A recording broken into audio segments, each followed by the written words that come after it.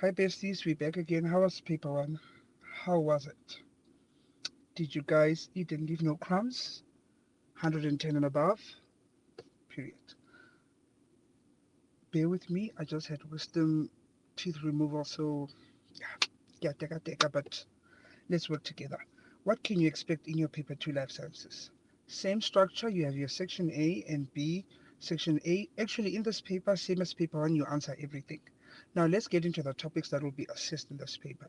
We have evolution, which is the highest ranking topic. It weighs 36%.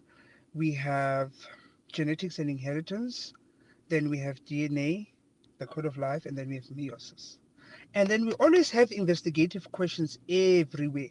So just because you did paper one, don't forget about them. The independent, the dependent variable, what's your hypothesis? A graph would also be asked. But now let's unpack this topic by topic, some of the core things that they like assessing.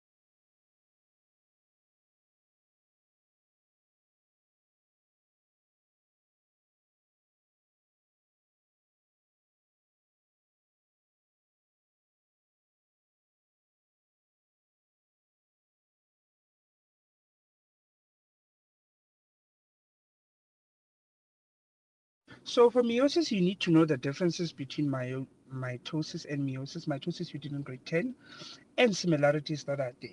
But also the other important thing is know your terminologies and the anatomy of a chromosome. So if you're looking at one chromosome and not a sister chromatid, what is what? What's that thing at the center? What do we call that? And when we go to genetics, you'll see how we talk about now the different components of that chromosome. But you know what a centromere is. You know what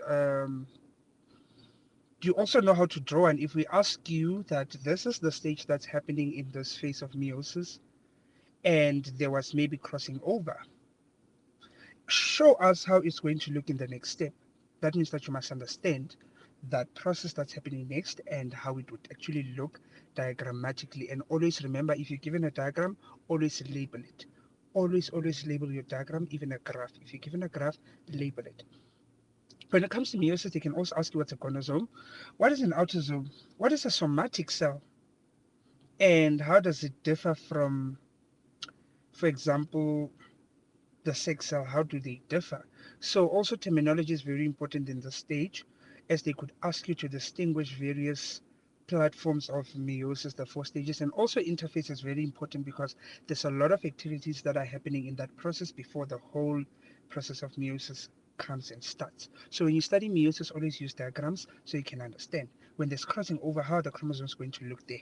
Make sure you understand how that looks, and also be able to identify that if they give you that diagram, and you have to now look, okay, what is that chromosome? And for example, you might see an XY chromosome, then they would ask you, what is that? So it's very important that you understand. And also, why is meiosis important? Those are some of the reasons that are important. And also, how can we introduce genetic variation into the process? That could be random mating, random this, random that. So make sure that you understand that and you utilize your exam guideline for that thoroughly. Now let's go to genetics and inheritance. So now when it comes to genetics, there's quite a lot that you could ask. So what can they? So know that for your monohybrid crosses, know all your types of dominances, the complete, incomplete, and the codominance. They could ask that in multiple choice. Most of the time, they've asked that in multiple choice. So it's very important. And you know, with this topic, we are definitely going to get a genetic cross. If it's a sex-linked one, they could also ask you to explain why a certain gender might be prevalent to get a certain condition, especially if it's sex-linked and it's mainly carried on the X chromosome, and that's mainly with hemophilia. We know that males have a higher chance of actually getting it, and you need to understand why. That is the reason. Because remember, when you do your cross, the female has two, right? Yeah, two. The man has one and then one Y. So if it's only carried on this, do you see now how the odds are reduced for this one? They only have one chance. It's literally a 50-50. Like they can literally get it or not. But with the female, depending on the dominance that it has, when it's recessive, um, they have two. So if they have it on one and they don't have it on others, depending on the context of the question. For example, if they say that it's dominant, so if we know that it's dominant, then it means that they will already have it. But if it's recessive, maybe then it needs maybe homozygous, whatever, whatever, whatever. Then you get what I'm saying, because it doesn't touch the Y chromosome. So that's what you need to know. They could also ask you for paternity assessment. Genetic, hmm, let's talk about genetic engineering, especially when it comes to stem cells. They usually like asking that question in terms of a case study. And they will ask you questions based on that case study where you have to apply the knowledge that you have learned. Like, for example, they could ask you, what are the uses of cloning and what are the benefits of cloning? Does it have any disadvantages? Is it costly? Is it affordable? Tell us more. Now, there's a question that I forgot to tell you guys that they always are going to ask. It's when it comes to DNA.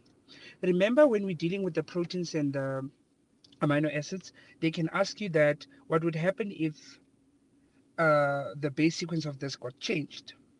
Is the protein formed going to be different? And how do you actually answer that question? Because it's usually 4 or 5 marks. How do you get the full marks?